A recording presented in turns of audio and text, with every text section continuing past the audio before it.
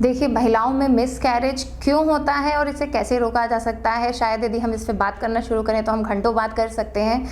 लेकिन आप सभी लोगों के लिए यदि इसे मैं बहुत शॉर्ट में यदि इसे डिस्क्राइब करूं तो मिसकैरेज होने के बहुत सारे कारण होते हैं जिन्हें हमें डिवाइड करते हैं और उन्हीं के आधार पर हम उसमें मरीज़ में जाँच करते हैं, देखते हैं कि क्या है या नहीं है।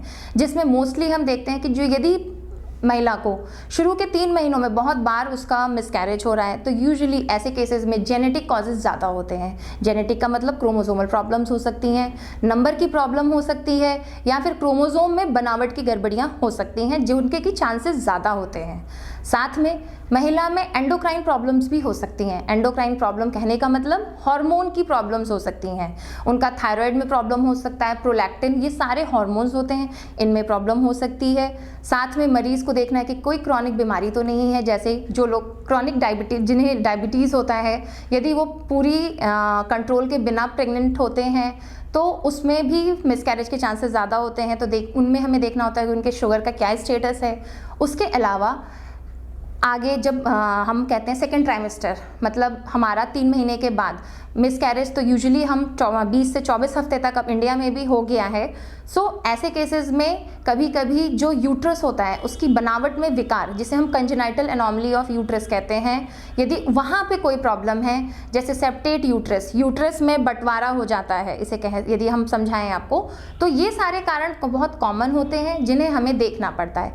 साथ ही साथ में हमें ये भी देखना पड़ता है कुछ ऐसे कारण होते हैं जिन्हें हम थ्रोम्बोफीलिया कहते हैं, जिन्हें खून जमने की प्रॉब्लम ज़्यादा होती हैं। साथ में एंटीफॉस्फोलिपिड एंटीबॉडी सिंड्रोम होते हैं। ये सारी चीज़ों में खून जमने की वजह से मिसकैरेजेस के चांसेस ज़्यादा हो जाते हैं। इसके साथ ही कुछ ऐसे केसेस होते हैं जहां हमें कोई कारण नहीं पता चलता।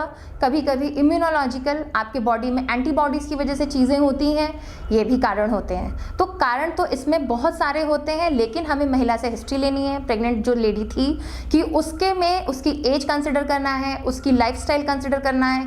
क्रॉनिक स्मोकर्स, जो लोग बहुत ज़्यादा सिगरेट पीते हैं, इंडिया में तो ऐसे यूजुअली इतना कॉमन नहीं है, बट हाँ मैं ये कहूँगी नो भी नहीं है। अल्कोहल एडिक्शन तो नहीं है, शराब पीने की आदत तो नहीं है। तो हमें ये सारे पैरामीटर्स देखते हुए कारण ढूंढ के उनका इलाज करना होता है। लेकिन इसमें एक कारण जो एंडोक्राइन होता है, जिसमें हम ये देखते हैं कि कहीं ना कहीं कुछ हार्मोनल प्रॉब्लम्स की वजह से जब बच्चा बनने के बाद ठहरता है तो उस ठहराव को हम ल्यूटियल फेज सपोर्ट कहते हैं। उस फेज में बच्चे, उस यूट्रस को सपोर्ट करने के लिए हम प्रोजेस्टेरॉन देते हैं। 100% रिकमेंडेशन तो नहीं है, बट मेजॉरिटी पेशेंट्स में ऐसा देखा गया है कि जब फर्टिलाइजेशन हो जाता है, जब एम्ब्रियो बनता है, उसके बाद प्रोजेस्टेरॉन से उन्हें हम सपोर्ट करते हैं तो हमारे सक्सेस रेट्स बढ़ते हैं। तो कहीं ना कहीं जो डिफिशियंसी है, यदि हार्मोन के लेवल पे हम बात करें, तो उस केस में यदि हम ये मानते हुए कि प्रोजेस्टेरॉन की डिफिशियंसी है, तो प्रोजेस्टेरॉन देने से ऐसी प्रेगनेंसीज का कंटिन्यू होने के चांसेस बढ़ जाते हैं जो मरीज़ के लिए कारगर साबित होते हैं।